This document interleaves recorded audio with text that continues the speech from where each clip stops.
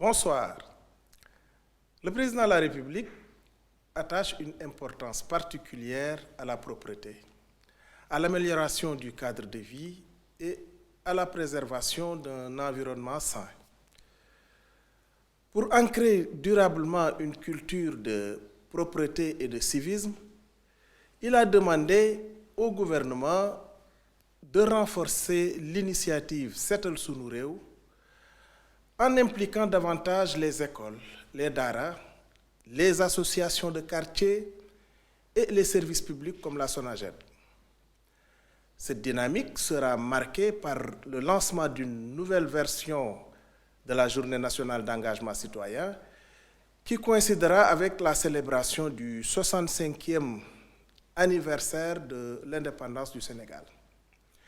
L'objectif est de mobiliser toute la société autour d'un engagement collectif en faveur de la propreté et du bien-être commun.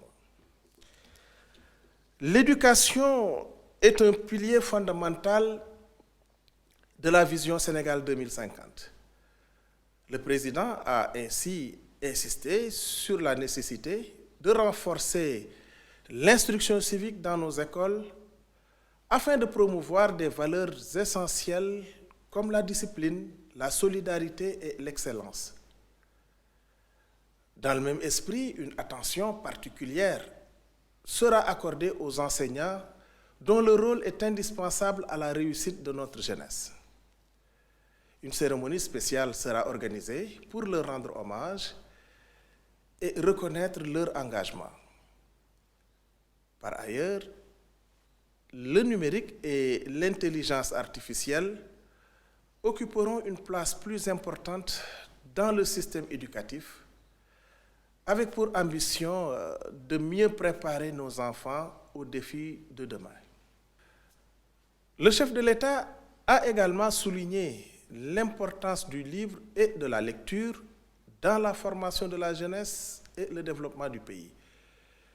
Pour encourager cette dynamique, des efforts seront faits pour moderniser les bibliothèques et soutenir les écrivains sénégalais et africains. Un forum national sur le livre et la lecture est d'ailleurs prévu en juin 2025.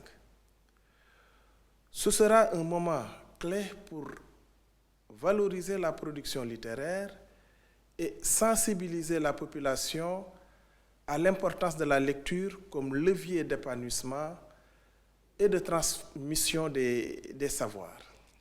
Dans cette même logique d'inclusion et d'équité, le président de la République a instruit le Premier ministre d'organiser un conseil interministériel consacré au développement de l'économie sociale et solidaire. L'objectif est de structurer un cadre qui permette de créer des emplois durables, de renforcer la citoyenneté à travers l'éducation populaire et de lutter efficacement contre les inégalités sociales et culturelles. L'amélioration des conditions de vie des populations reste une priorité, en particulier en milieu rural.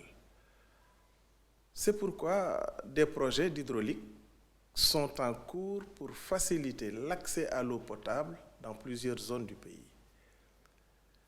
Ces efforts visent à garantir à tous une ressource essentielle qui conditionne à la fois la santé publique, la scolarisation et le développement économique local. Le Premier ministre a également reçu les résultats des travaux du comité technique chargé de l'agenda 2050. Ce travail a permis d'identifier 60 projets et programmes prioritaires qui constituent la feuille de route du gouvernement pour assurer un développement harmonieux et inclusif du pays. Enfin, concernant la liquidation du Conseil économique, social et environnemental et du Haut Conseil des collectivités territoriales, le Premier ministre a rappelé que ce processus se fera dans le strict respect des obligations légales. Le ministre des Finances et du Budget veillera particulièrement à garantir les droits du personnel et à assurer une gestion transparente et rigoureuse des biens de ces institutions.